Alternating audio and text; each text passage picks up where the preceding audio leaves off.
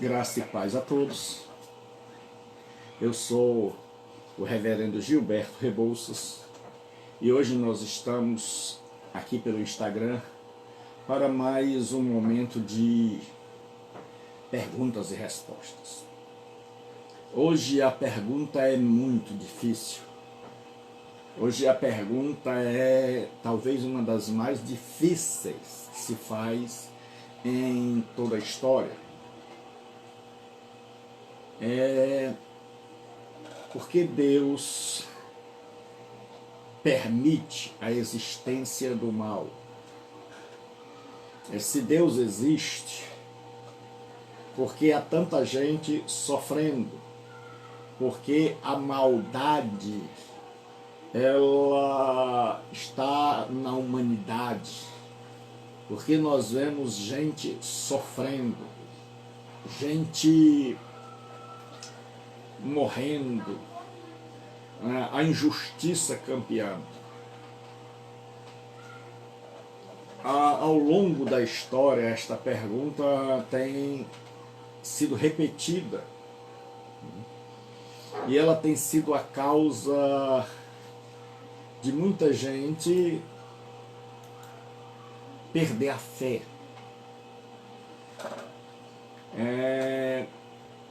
Eu tenho conversado com pessoas que dizem: por que Deus permite a dor? Por que Deus permite o mal? E se Deus é tão bom, por que há o mal?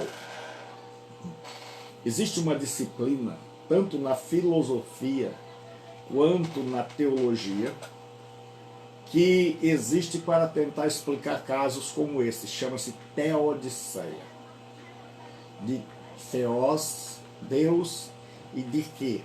Justiça de Deus. De tentar mostrar que Deus é justo.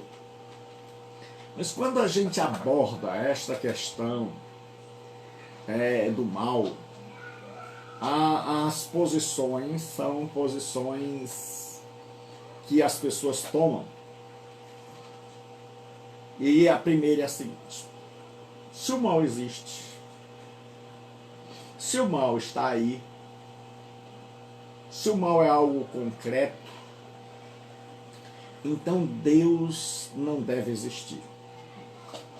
E se ele existir, não é todo-poderoso, porque não pode tirar o mal. E se ele for todo-poderoso, não é bom, porque podendo tirar, não tira. Então, as pessoas que assim creem, claro que essa é uma explicação muito superficial desta crença, eles se tornam ateus, ateias. São aqueles que dizem o seguinte: olha, Deus existe e o mal existe. Se o mal existe, então Deus não deve existir. E se Deus existe, Deus abençoe o Roger. Se Deus existe, por que ele permite o mal? Então a primeira posição é: o mal existe. Desculpa, engasguei. Perdão. O mal existe, então Deus não deve existir. Então as pessoas se tornam ateus. O mal impede que eles creiam em um Deus bom e todo-poderoso. Outros vão por outro caminho, por outra diretriz, por outra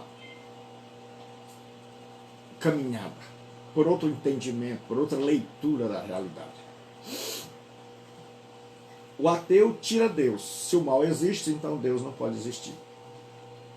Outros tiram o mal. Outros ficam com a divindade e tiram o mal. Diz: Deus existe. O que não existe é o mal. O mal é que não existe. Então eles dizem que tudo que existe de ruim, na verdade, é fruto da nossa mente. E o cristão e principalmente a teologia fica com esta questão do problema do mal. Aqui nós não pretendemos resolver, seria muita pretensão, mas tentaremos dar a nossa opinião, a maneira como eu encaro dentro desses 30 e tantos anos de ensino da teologia, das línguas originais, grego e hebraico, e da vivência pastoral, dos inúmeros livros que tenho tido a oportunidade de ler, dos debates que já vi, ouvi, das posições. Né? No meu escritório eu tenho livros sobre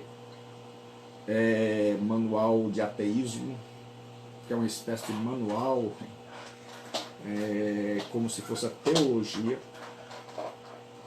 E, em primeiro lugar, quando a gente pensa na palavra mal, nós temos que distinguir entre 3 tipos de mal.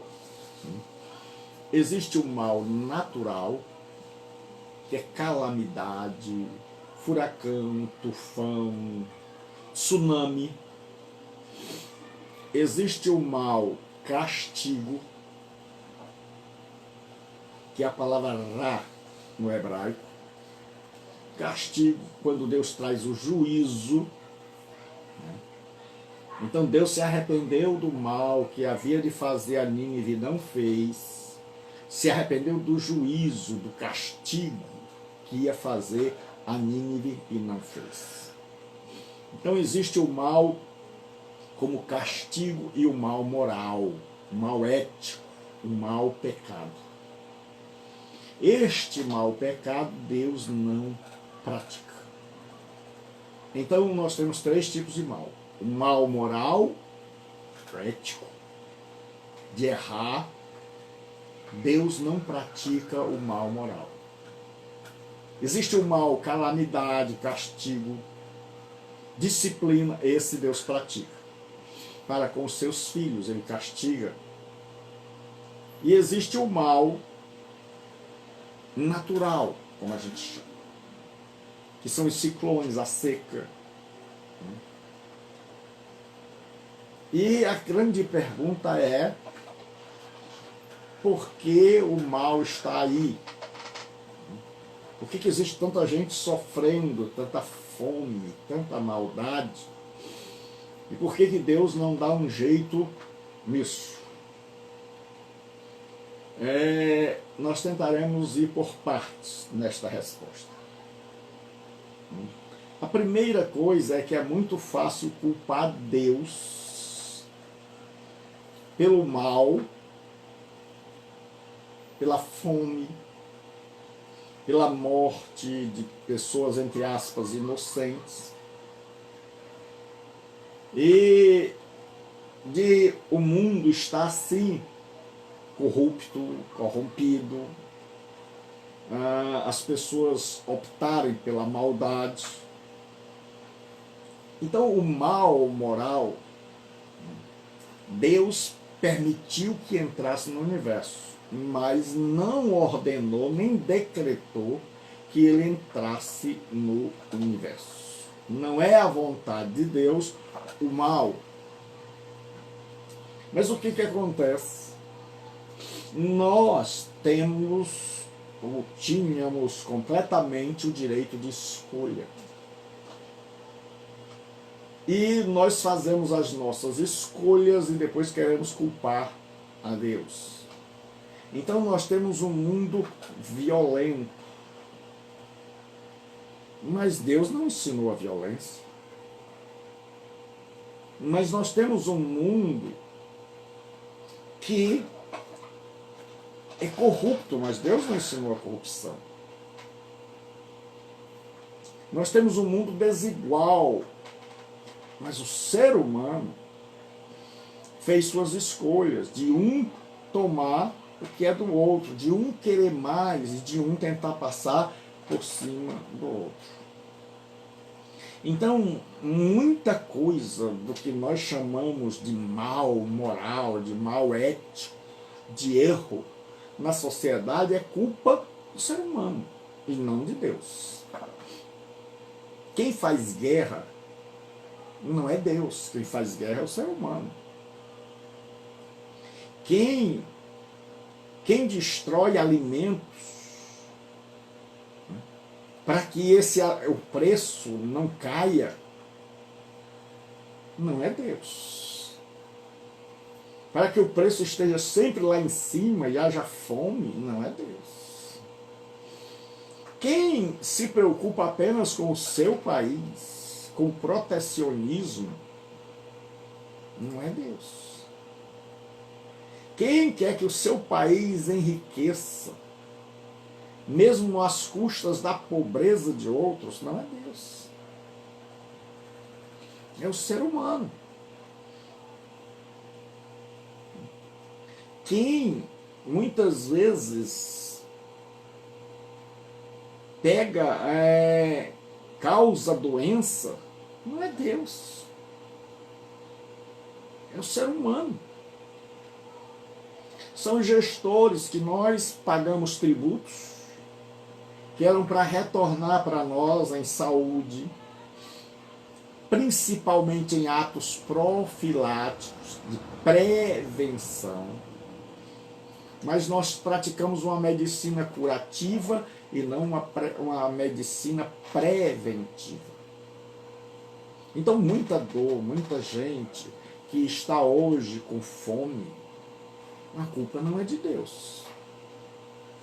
A culpa é daqueles que, por causa da ganância, eles estão destruindo alimento que podia socorrer, e daqueles que querem amealhar, juntar fortunas sem darem a menor bola para aqueles países como a África, aqueles continentes como o africano,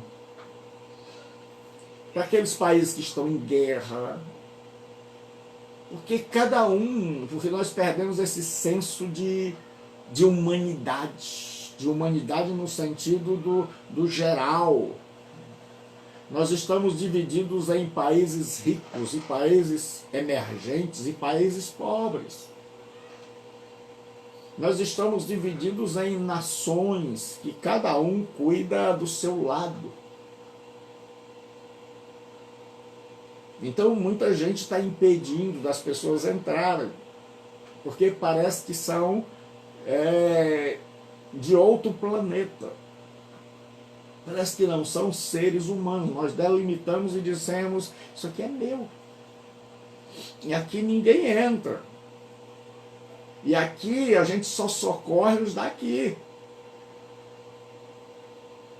Nós temos uma violência por causa da ausência, muitas vezes, do Estado, na maioria das vezes, em que o violento encontra na ausência do Estado um ambiente propício a ele praticar a violência, a ele doutrinar na violência e ensinar a violência. Nós temos violência no campo religioso, porque as pessoas não param para discutir, para meditar, para dialogar, porque o fanatismo tomou conta de muita gente. Então o que acontece? Nós temos muitas coisas que a gente chama de mal e que a culpa não é de Deus. Deus não é culpado pela Primeira Grande Guerra Mundial, Deus não é culpado pela Segunda Grande Guerra Mundial, Deus não é culpado pela pandemia do coronavírus. Somos nós, a culpa é nossa. Que não vigiamos nossas entradas, que não nos preocupamos, que não fizemos a parte profilática, preventiva da saúde, que estamos fazendo tudo para ganhar dinheiro, que estamos poluindo os rios, os mares, que os hospitais estão sucateados, que as pessoas ganham mal, que tem outros, por outro lado, que não fazem o exercício da medicina ou de qualquer outra arte, como o sacerdócio. mas o fazem simplesmente por razões monetárias para ganhar dinheiro. Então, nós vivemos em um mundo que gira em torno de lucro. Nós vivemos em um mundo onde cada um olha para o seu umbigo e onde muita gente não quer ver a dor do outro. E aí é muito fácil a gente procurar alguém para culpar. E aí a pergunta é, por que Deus não age? Por que Deus não acaba com tudo isso? Por que Deus permite que pessoas morram? Acidentes? Por que crianças? Por que muitas... Então nós temos que pensar também que a culpa não é de Deus. É porque muitas vezes os acidentes que nós temos são provocados pelo próprio homem. Porque quando alguém é encarregado, por exemplo, só um exemplo, de fiscalizar determinadas obras, ou quando uma determinada obra de grande porte é feita dentro de um município, dentro de um estado, dentro de um país, geralmente estas grandes multinacionais, empresas, elas estão preocupadas com o lucro. Elas estão preocupadas em gastarem o mínimo e ganharem o máximo possível. E aí nós temos pessoas, vem uma eterna cadeia, uma infindável cadeia, que não é a cadeia que mereciam, mas cadeia no sentido de corrente, de elos. Vem um monte de gente que gestão pública, que permite, porque vai trazer dinheiro, injetar dinheiro. Tem aquelas pessoas que vão para a área de risco porque querem um emprego, morar perto do emprego. Tem aquelas pessoas que vão fazer vistoria e muitas vezes fazem vista grossa ou não vão. Ou são aqueles funcionários fantasmas. Ou, por medo do poder financeiro, não fiscalizam como deviam. Então, quando acontece uma tragédia, aí a gente culpa a Deus. Muitas vezes aí a gente diz, e as crianças abandonadas, e as crianças sem pai, sem mãe, e as crianças que passam fome, e as crianças que estão nas ruas. Nós temos pessoas que foram irresponsáveis na sua vida sexual, que colocaram filhos no mundo que não os queriam, que colocaram filhos no mundo sem ter condição de criá-los, que passaram a vida que era para se prepararem para a vida adulta na brincadeira, na farra, e aí depois não vão ganhar o suficiente porque não fizeram uma faculdade, porque não estudaram. Aí as pessoas dizem, mas nem todo mundo tem condição de estudar, porque isso já é uma cadeia que vem de longe. É porque uns impedem os outros de subirem. É porque nós estamos como se fosse a sociedade em que nós vivemos, é uma sociedade piramidal, é uma sociedade em que parece que só uns poucos vão chegar lá em cima. No começo vai todo mundo subindo, mas no final um vai derrubando o outro e vai dizendo, não, você não pode chegar lá onde eu estou. Então aí é cobra engolindo cobra. É gente puxando o tapete de gente, é gente tentando cercear gente dos seus direitos. É gente que tem direito a estudar e gente que não tem. Então começa essa batalha. E você diz, e pessoas que estão aí morrendo, quantas clínicas para pessoas que estão se drogando. Porque nós temos, parece que uma espécie de autodestruição. O ser humano parece que quer se destruir. É como se o ser humano ele quisesse se autodestruir. Então ele se entope nas drogas, ele não dorme, ele tem relações sexuais desprotegidas, ele não tem responsabilidade com a relação sexual, ele a faz simplesmente por prazer. Ele ficou bichinizado, animalizado. É só o prazer que interessa, o outro é apenas o objeto do nosso prazer. E aí, no final das contas, a gente acaba colocando a culpa em Deus. Então nós fazemos um monte de coisas erradas e queremos que Deus venha consertar. E aí a gente chama Deus para consertar. Quando os erros que são cometidos por nós, que não queremos reduzir a poluição no ar, e aí aquecemos as águas dos oceanos, que se transformam em tufões, furacões. Aí nós que estamos muitas vezes acabando com a terra, acabando com as florestas. Aí nós vemos a seca, a fome. Né? E aí você vê gente, e a gente vai perceber que a culpa é sempre do homem.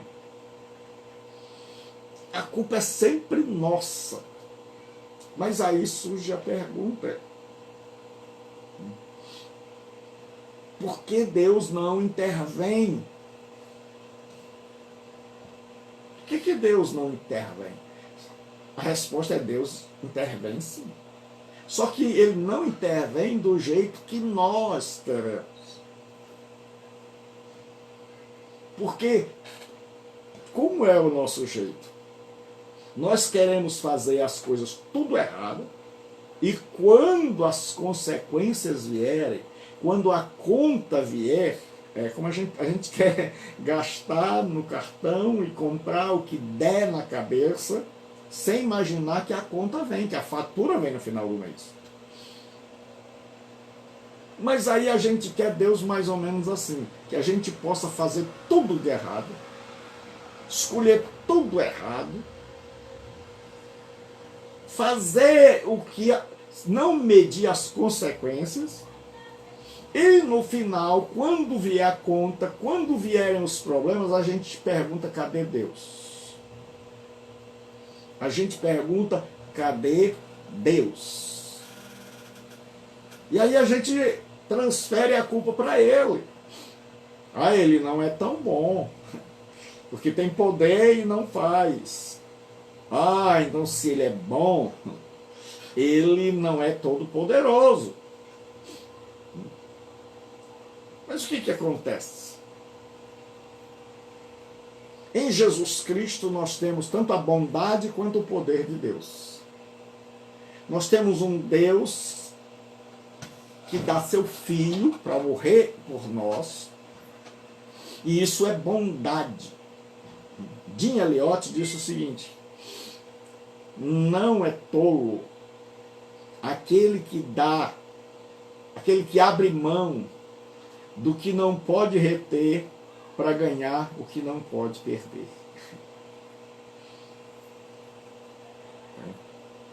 Isso se aplica a nós, não a Cristo. Mas quando Jesus morre na cruz do Calvário, Deus podia retê-lo. Jesus não precisava morrer. Ele é eterno, desfruta da eternidade com o Pai, mas entrou no tempo para morrer em nosso lugar. Isso é amor, isso é bondade. Então Deus é bom.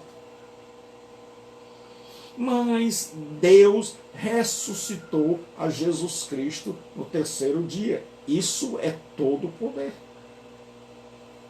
Então Deus é bom e todo poderoso. Mas Deus, em sua bondade, sabedoria e paternidade, Ele não vai equacionar, resolver os problemas da humanidade para a gente continuar no erro. Porque esse é o grande X da questão. É que a gente diz assim, cadê Deus? Por que o mal está aí? Se Deus existe, por que o mal existe? Mas na verdade nós queremos que Deus tire a dor que o mal causa. Mas nós não queremos admitir que o mal está em nós, dentro de nós, por causa do nosso estado de rebelião contra Deus. É engraçado, a gente crê em Deus como nos convém. Quando a gente quer culpar alguém, a gente diz, cadê Deus? Mas quando é a hora da gente se sentir culpado, a gente diz, não, Deus não existe, então eu não sou culpado. Então a existência de Deus para a humanidade hoje depende da circunstância, é circunstancial. Se eu preciso da existência de Deus para negar a minha culpa, para esconder a minha culpa, então ele existe. E aí eu fico perguntando, cadê? A culpa é dele.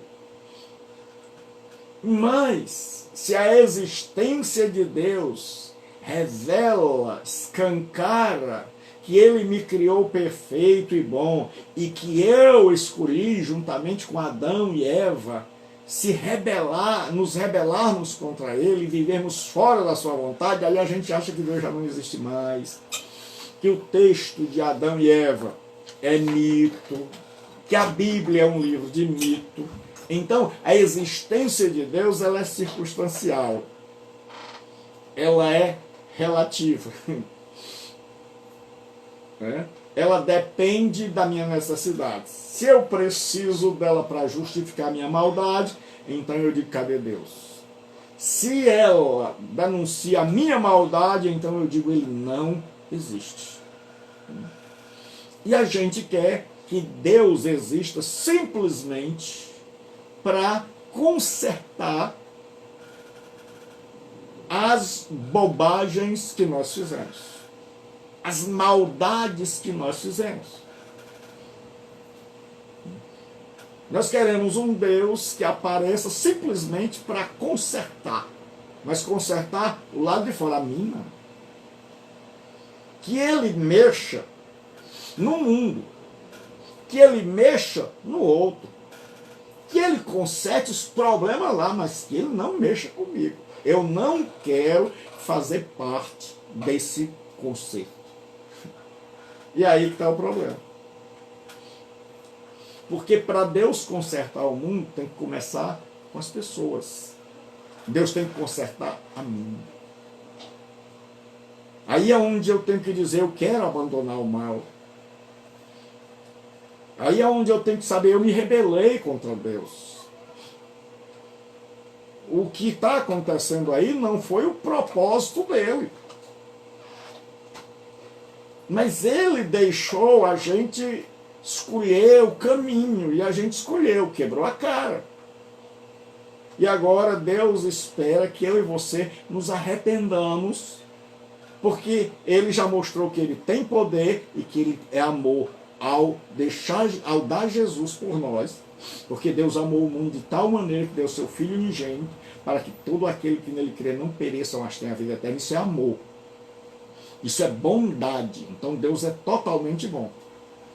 Mas ao terceiro dia ele ressuscitou a Jesus Cristo. Então ele é todo poderoso. Deus não concorda com o mal.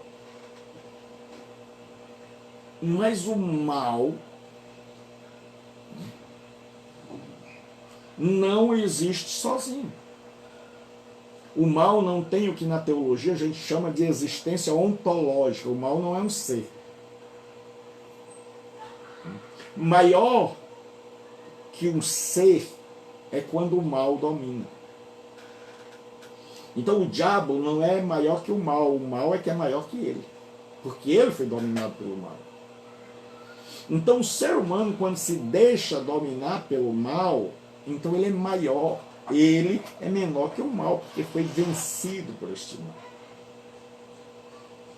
Então Deus, ele quer tirar, e está tirando. Mas como? Não do jeito que a gente quer. Deus não vai intervir no mal do jeito que a gente quer. Tire o mal daí, tire as consequências, tire a pobreza do mundo, tire as guerras do mundo. Mas não mexa comigo. Mas eu estou bem, tudo bem, obrigado, passa adiante. Não é assim que Deus faz.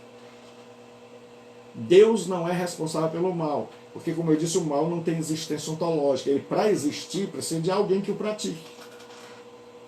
Assim como a ferrugem só existe se houver o ferro,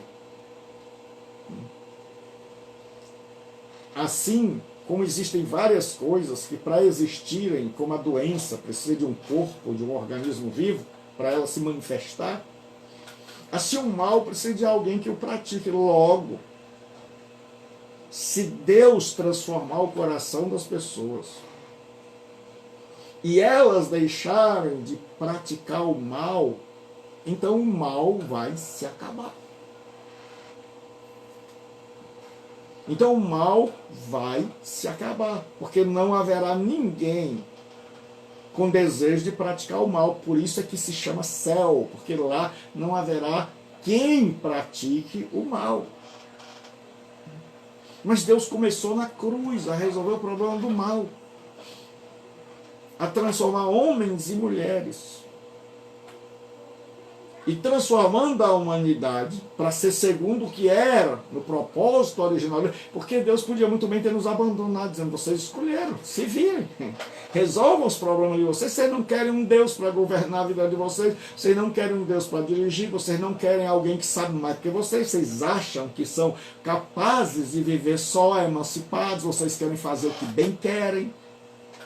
Vocês não querem direção na vida, vocês não querem que se intrometam na vida. Vocês são igual aquele filho que quer só o dinheiro do pai, mas não quer a orientação do pai, não quer a maturidade do pai, que acha que sabe tudo. Então o ser humano, achando-se onipotente, se desvinculou de Deus, e aí agora está com a cara quebrada e quer culpar a Deus. E para evitar que a sua consciência o atribule, ele acaba riscando Deus da existência. E aí como é que Deus faz? Deus não vai entrar no mundo para tirar o mal, para que a gente continue fazendo mal. Deus não vai fazer uma perna que foi destruída por uma granada, por uma mina que um homem fez contra o seu próximo. Deus não vai fazer uma perna nascer de novo para que o homem continue fazendo mina e destruindo pernas. Deus vai fazer com que o homem que faz mina, com que o homem que foi atacar o país do outro, se arrependam e vejam a guerra não leva a lugar nenhum. Então Deus já começou a extirpação, a erradicação do mal. Mas não é assim. É um processo que começa no meu coração e no seu coração. É um processo que necessita que cada um de nós aceite a sua culpa e peça a Deus que nos transforme. E à medida em que Deus transforma um ser humano, o mal vai diminuindo. O mal vai desaparecendo. Porque quando nós descobrimos que todos nós somos da mesma família humana, e os países ricos, o que gastam indo à Lua, indo a Marte, o que gastam com armas, gastarem com alimentação para o continente africano, gastarem com a paz, que os homens tiverem seu coração em Deus e no próximo, e confiarem em Deus, aí sim, nós vamos ver cada dia menos mal no mundo. No dia que a gente se preocupar com o próximo, no dia que a gente cumprir os 2 mandamentos, amarás o Senhor teu Deus de todo o teu coração, com toda a tua alma, de todo o teu entendimento, com todas as tuas forças, e ao teu próximo como a ti mesmo, aí a coisa começa a mudar. Mas não pense que Deus vai resolver o mal na vida de quem quer continuar praticando o mal. E que ele vem apenas para limpar a sujeira. E que ele vem apenas para para pagar a conta, sem que eu queira mudar. Se nós queremos ver o mal extirpado da terra, peçamos a Deus que mude o nosso coração. Arrependamos-nos, creiamos que Jesus Cristo é a grande prova do amor de Deus por nós. Mas ao mesmo tempo que ele é a prova do amor de Deus por nós, ele é a prova da nossa culpa. De que ele foi àquela cruz por causa da hediondez, por causa da malignidade, por causa do tamanho do nosso pecado. Então a nossa culpa é gigantesca, a ponto de Deus dar com tanto amor o seu Filho para me resgatar da condenação que a minha culpa exigia. Mas sendo Deus Todo-Poderoso, ressuscitou a Jesus. E está ressuscitando gente que estava com a vida perdida. Está ressuscitando gente que estava morto pelas drogas. Está ressuscitando famílias. Está ressuscitando lares. Está ressuscitando homens, mulheres. Está ressuscitando crianças. Está trazendo paz para muitas vidas. Está lutando com pessoas que são rebeldes, gananciosas. Está falando com elas, está chamando-as para uma mudança. E aí, quando nós começamos a ouvir a Deus, o mundo vai ser diferente. Então não espere que o mal desapareça enquanto eu gosto dele. Enquanto eu usufruo desse mal, enquanto esse mal não me é nojento, enquanto eu só não quero mal quando vem a conta, mas quando não vem eu estou satisfeito.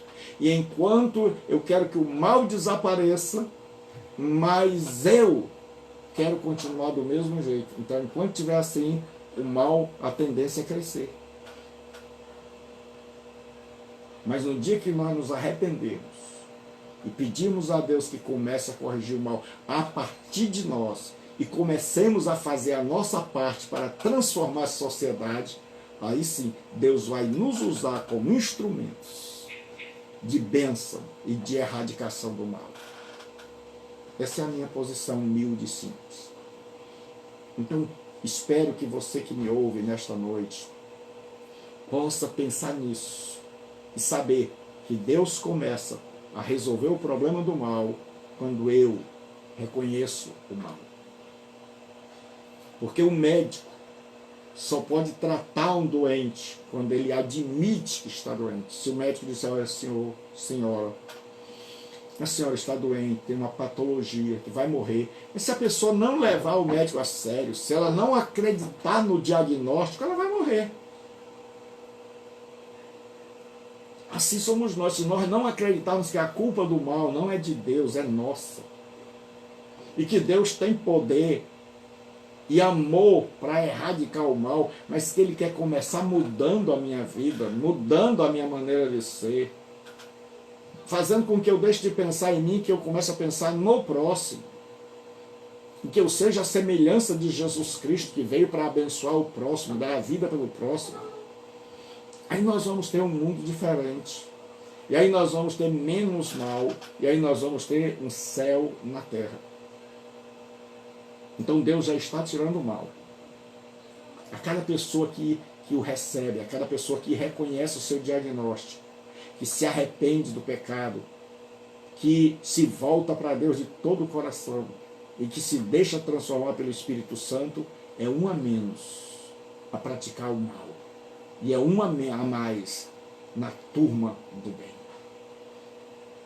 E aí Deus vai mudando pessoas, nações, cosmovisões, e até que chegue o momento onde Deus vai chamar a juízo todo ser humano e todo ser, seja ele espiritual, material, anjo ou homem, para prestarem conta de suas obras, e onde Deus terá posto um fim definitivamente ao mal, e onde nós vamos ver que Deus sempre esteve no comando da história, sempre foi bom, sempre foi todo poderoso, e nós é que éramos maus.